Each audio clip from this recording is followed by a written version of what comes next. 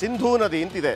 ಮೊನ್ನೆಯಿಂದ ನಾನು ಹೇಳ್ತಾ ಇದ್ದೀನಿ, 1960ರಿಂದ 1909 ವರ್ಷಗಳ ತನಕ ಸುದೀರ್ಘವಾಗಿ ಅದರ ಬಗ್ಗೆ ಮಾತುಕತೆ ಆದ ನಂತರ ಒಂದು ವಿಶ್ವ ಬ್ಯಾಂಕ್ನ ಸಮ್ಮುಖದಲ್ಲಿ ಒಂದು ತಾರ್ಕಿಕ ಅಂತ್ಯಕ್ಕೆ ಬರಲಾಯಿತು. ಅದಕ್ಕೆ ಒಂದು ಸಹಿ ಹಾಕಲಾಯಿತು.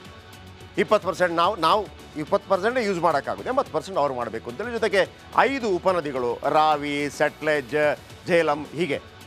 ಈಗ ನಮ್ಮ ವಶದಲ್ಲಿರುವಂಥ ನದಿಗಳಿದೆಯಲ್ಲ, ಇಲ್ಲಿಂದ ಕೇವಲ ನೀರು ಬಿಡದೇ ಇರುವುದಲ್ಲ, ಭಾರತ ಬಳಿ ಈಗ ಎಷ್ಟು ದೊಡ್ಡ ಶಕ್ತಿ ಇದೆ ಅಂತಂದರೆ ನೋಡಿ ವೀಕ್ಷಕರೇ, ಈಗ ನೀರು ವಿಪರೀತವಾಗಿ ಧುಮ್ಮಿಕ್ತಾ ಇರುತ್ತೆ. ಈಗ ಓಕೆ, ನವಂಬರ್ ನಂತರ ಪ್ರಾಬ್ಲಮ್ ಆಗೋದು. ಈಗ ಐಸ್ಗಳು ಕರಗಿ ನೀರು ಹೋಗ್ತಾ ಇರುತ್ತೆ. ಈಗ ನೀರನ್ನು ಬಂದ್ ಮಾಡೋದು ಅಥವಾ ವಿಪರೀತವಾಗಿ ನೀರು ಬಿಡೋದು ಎರಡೂ ನಮ್ಮ ಕೈಯಲ್ಲಿದೆ.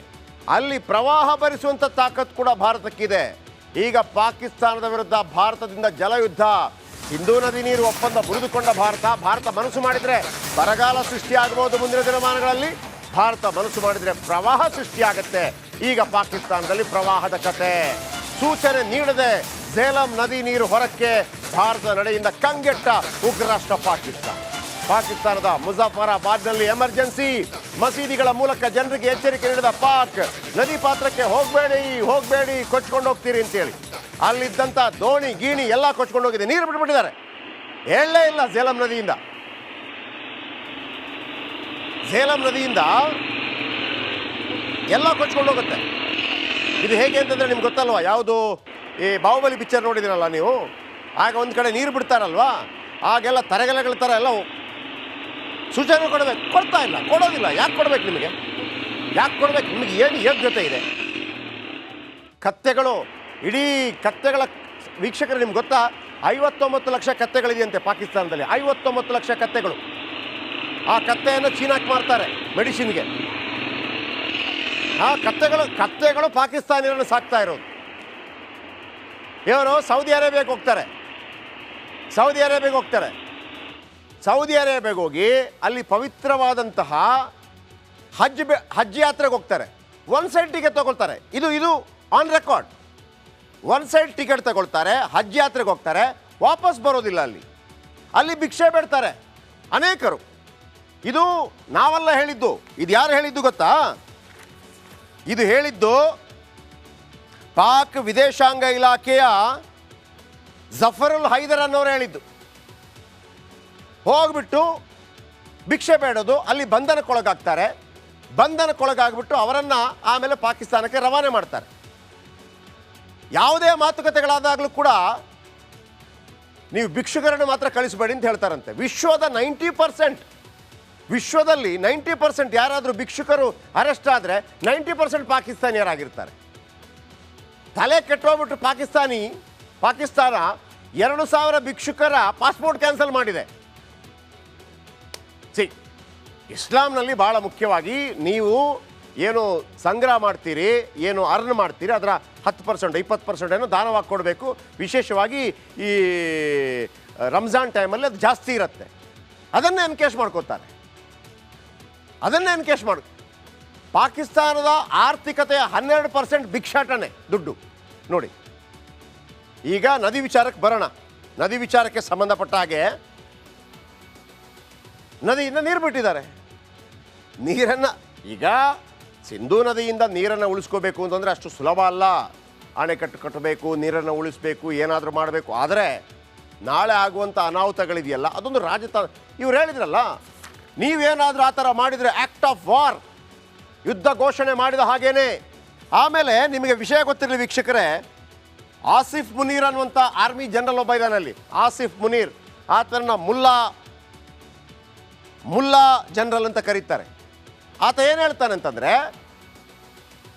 ಭಾರತ ಮತ್ತು ಪಾಕಿಸ್ತಾನ ನಮಗೆ ಹಿಂದೂಗಳ ಜೊತೆ ಇರಲಿಕ್ಕಾಗಲಿಲ್ಲ, ಹಾಗಾಗಿ ಬೇರೆ ಬೇರೆ ಅವ್ರ ಜೊತೆ ನಮಗಿರೋಕ್ಕಾಗೋದಿಲ್ಲ ಅಂತ ಮಾತು ಹೇಳ್ತಾನೆ.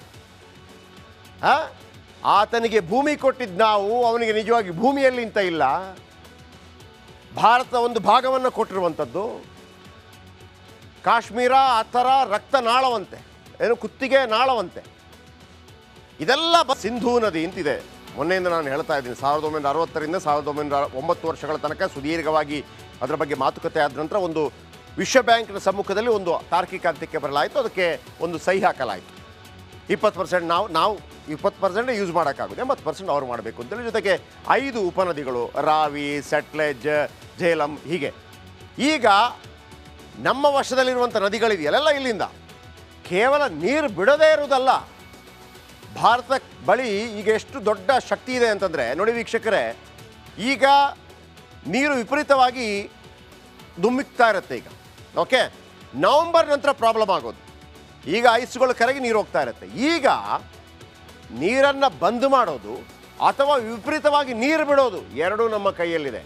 ಅಲ್ಲಿ ಪ್ರವಾಹ ಭರಿಸುವಂಥ ತಾಕತ್ತು ಕೂಡ ಭಾರತಕ್ಕಿದೆ.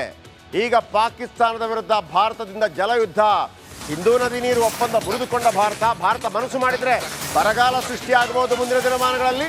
ಭಾರತ ಮನಸ್ಸು ಮಾಡಿದರೆ ಪ್ರವಾಹ ಸೃಷ್ಟಿಯಾಗುತ್ತೆ. ಈಗ ಪಾಕಿಸ್ತಾನದಲ್ಲಿ ಪ್ರವಾಹದ ಕತೆ. ಸೂಚನೆ ನೀಡದೆ ಝೇಲಂ ನದಿ ನೀರು ಹೊರಕ್ಕೆ ಭಾರತದ ನಡೆಯಿಂದ ಕಂಗೆಟ್ಟ ಉಗ್ರರಾಷ್ಟ್ರ ಪಾಕಿಸ್ತಾನದ ಮುಜಫರಾಬಾದ್ನಲ್ಲಿ ಎಮರ್ಜೆನ್ಸಿ ಮಸೀದಿಗಳ ಮೂಲಕ ಜನರಿಗೆ ಎಚ್ಚರಿಕೆ ನೀಡಿದ ಪಾಕ್, ನದಿ ಪಾತ್ರಕ್ಕೆ ಹೋಗಬೇಡಿ ಕೊಚ್ಕೊಂಡು ಹೋಗ್ತೀರಿ ಅಂತೇಳಿ ಅಲ್ಲಿದ್ದಂಥ ದೋಣಿ ಗೀಣಿ ಎಲ್ಲ ಕೊಚ್ಕೊಂಡು ಹೋಗಿದೆ. ನೀರು ಬಿಟ್ಬಿಟ್ಟಿದ್ದಾರೆ, ಹೇಳಲೇ ಇಲ್ಲ. ಝೇಲಂ ನದಿಯಿಂದ ಎಲ್ಲ ಕೊಚ್ಕೊಂಡು ಹೋಗುತ್ತೆ. ಇದು ಹೇಗೆ ಅಂತಂದರೆ ನಿಮ್ಗೆ ಗೊತ್ತಲ್ವಾ, ಯಾವುದು ಈ ಬಾಹುಬಲಿ ಪಿಕ್ಚರ್ ನೋಡಿದಿರಲ್ಲ ನೀವು, ಆಗ ಒಂದು ಕಡೆ ನೀರು ಬಿಡ್ತಾರಲ್ವಾ, ಆಗೆಲ್ಲ ತರಗೆಲೆಗಳ ಥರ ಎಲ್ಲ ಸೂಚನೆ ಕೊಡಬೇಕು, ಕೊಡೋದಿಲ್ಲ. ಯಾಕೆ ಕೊಡಬೇಕು ನಿಮಗೆ? ನಿಮಗೆ ಏನು ಯೋಗ್ಯತೆ ಇದೆ? ಕತ್ತೆಗಳು, ಇಡೀ ಕತ್ತೆಗಳ ವೀಕ್ಷಕರು ನಿಮ್ಗೆ ಗೊತ್ತಾ, 59 ಲಕ್ಷ ಕತ್ತೆಗಳಿದೆಯಂತೆ ಪಾಕಿಸ್ತಾನದಲ್ಲಿ. 59 ಲಕ್ಷ ಕತ್ತೆಗಳು. ಆ ಕತ್ತೆಯನ್ನು ಚೀನಾಕ್ಕೆ ಮಾರ್ತಾರೆ ಮೆಡಿಸಿನ್ಗೆ. ಆ ಕತ್ತೆಗಳು ಪಾಕಿಸ್ತಾನಿಯರನ್ನು ಸಾಕ್ತಾ ಇರೋದು. ಇವರು ಸೌದಿ ಅರೇಬಿಯಾಗೆ ಹೋಗ್ತಾರೆ. ಸೌದಿ ಅರೇಬಿಯಾಗೆ ಹೋಗಿ ಅಲ್ಲಿ ಪವಿತ್ರವಾದಂತಹ ಹಜ್ ಯಾತ್ರೆಗೆ ಹೋಗ್ತಾರೆ. ಒನ್ ಸೈಡ್ ಟಿಕೆಟ್ ತಗೊಳ್ತಾರೆ. ಇದು on record. One side ticket ತಗೊಳ್ತಾರೆ, ಹಜ್ ಯಾತ್ರೆಗೆ ಹೋಗ್ತಾರೆ, ವಾಪಸ್ ಬರೋದಿಲ್ಲ. ಅಲ್ಲಿ ಭಿಕ್ಷೆ ಬೇಡ್ತಾರೆ ಅನೇಕರು. ಇದು ನಾವೆಲ್ಲ ಹೇಳಿದ್ದು. ಇದು ಯಾರು ಹೇಳಿದ್ದು ಗೊತ್ತಾ? ಇದು ಹೇಳಿದ್ದು ಪಾಕ್ ವಿದೇಶಾಂಗ ಇಲಾಖೆಯ ಜಫರುಲ್ ಹೈದರ್ ಅನ್ನೋರು ಹೇಳಿದ್ದು. ಹೋಗ್ಬಿಟ್ಟು ಭಿಕ್ಷೆ ಬೇಡೋದು, ಅಲ್ಲಿ ಬಂಧನಕ್ಕೊಳಗಾಗ್ಬಿಟ್ಟು ಅವರನ್ನು ಆಮೇಲೆ ಪಾಕಿಸ್ತಾನಕ್ಕೆ ರವಾನೆ ಮಾಡ್ತಾರೆ. ಯಾವುದೇ ಮಾತುಕತೆಗಳಾದಾಗಲೂ ಕೂಡ ನೀವು ಭಿಕ್ಷುಕರನ್ನು ಮಾತ್ರ ಕಳಿಸಬೇಡಿ ಅಂತ ಹೇಳ್ತಾರಂತೆ. ವಿಶ್ವದಲ್ಲಿ 90% ಯಾರಾದರೂ ಭಿಕ್ಷುಕರು ಅರೆಸ್ಟ್ ಆದರೆ 90% ಪಾಕಿಸ್ತಾನಿಯರಾಗಿರ್ತಾರೆ. ತಲೆ ಕೆಟ್ಟೋಗ್ಬಿಟ್ಟು ಪಾಕಿಸ್ತಾನ 2,000 ಭಿಕ್ಷುಕರ ಪಾಸ್ಪೋರ್ಟ್ ಕ್ಯಾನ್ಸಲ್ ಮಾಡಿದೆ. ಇಸ್ಲಾಂನಲ್ಲಿ ಭಾಳ ಮುಖ್ಯವಾಗಿ ನೀವು ಏನು ಸಂಗ್ರಹ ಮಾಡ್ತೀರಿ, ಏನು ಅರ್ನ್ ಮಾಡ್ತೀರಿ, ಅದರ 10% 20% ಏನೋ ದಾನವಾಗಿ ಕೊಡಬೇಕು. ವಿಶೇಷವಾಗಿ ಈ ರಂಜಾನ್ ಟೈಮಲ್ಲಿ ಅದು ಜಾಸ್ತಿ ಇರುತ್ತೆ. ಅದನ್ನೇ ಎನ್ಕೇಶ್ ಮಾಡ್ಕೋತಾರೆ. ಪಾಕಿಸ್ತಾನದ ಆರ್ಥಿಕತೆಯ 12% ಭಿಕ್ಷಾಟನೆ ದುಡ್ಡು ನೋಡಿ. ಈಗ ನದಿ ವಿಚಾರಕ್ಕೆ ಬರೋಣ. ನದಿ ವಿಚಾರಕ್ಕೆ ಸಂಬಂಧಪಟ್ಟ ಹಾಗೆ ನದಿಯಿಂದ ನೀರು ಬಿಟ್ಟಿದ್ದಾರೆ. ಈಗ ಸಿಂಧೂ ನದಿಯಿಂದ ನೀರನ್ನು ಉಳಿಸ್ಕೋಬೇಕು ಅಂತಂದರೆ ಅಷ್ಟು ಸುಲಭ ಅಲ್ಲ. ಅಣೆಕಟ್ಟು ಕಟ್ಟಬೇಕು, ನೀರನ್ನು ಉಳಿಸ್ಬೇಕು, ಏನಾದರೂ ಮಾಡಬೇಕು. ಆದರೆ ನಾಳೆ ಆಗುವಂಥ ಅನಾಹುತಗಳಿದೆಯಲ್ಲ, ಅದೊಂದು ಇವ್ರು ಹೇಳಿದ್ರಲ್ಲ, ನೀವೇನಾದರೂ ಆ ಥರ ಮಾಡಿದರೆ ಆ್ಯಕ್ಟ್ ಆಫ್ ವಾರ್, ಯುದ್ಧ ಘೋಷಣೆ ಮಾಡಿದ ಹಾಗೇನೆ. ಆಮೇಲೆ ನಿಮಗೆ ವಿಷಯ ಗೊತ್ತಿರಲಿ ವೀಕ್ಷಕರೇ, ಆಸಿಫ್ ಮುನೀರ್ ಅನ್ನುವಂಥ ಆರ್ಮಿ ಜನರಲ್ ಒಬ್ಬ ಇದ್ದಾನಲ್ಲಿ. ಆಸಿಫ್ ಮುನೀರ್, ಆತನ ಮುಲ್ಲಾ ಜನರಲ್ ಅಂತ ಕರೀತಾರೆ. ಆತ ಏನು ಹೇಳ್ತಾನೆ ಅಂತಂದರೆ, ಭಾರತ ಮತ್ತು ಪಾಕಿಸ್ತಾನ ನಮಗೆ ಹಿಂದೂಗಳ ಜೊತೆ ಇರಲಿಕ್ಕಾಗಲಿಲ್ಲ, ಹಾಗಾಗಿ ಬೇರೆ ಬೇರೆ ಅವ್ರ ಜೊತೆ ನಮಗಿರೋಕ್ಕಾಗೋದಿಲ್ಲ ಅಂತ ಮಾತು ಹೇಳ್ತಾನೆ. ಆತನಿಗೆ ಭೂಮಿ ಕೊಟ್ಟಿದ್ದು ನಾವು, ಅವನಿಗೆ ನಿಜವಾಗಿ ಭೂಮಿಯಲ್ಲಿ ಇಂತ ಇಲ್ಲ. ಭಾರತ ಒಂದು ಭಾಗವನ್ನು ಕೊಟ್ಟಿರುವಂಥದ್ದು. ಕಾಶ್ಮೀರ ಆ ಥರ ರಕ್ತ ನಾಳವಂತೆ, ಏನು ಕುತ್ತಿಗೆ ನಾಳವಂತೆ.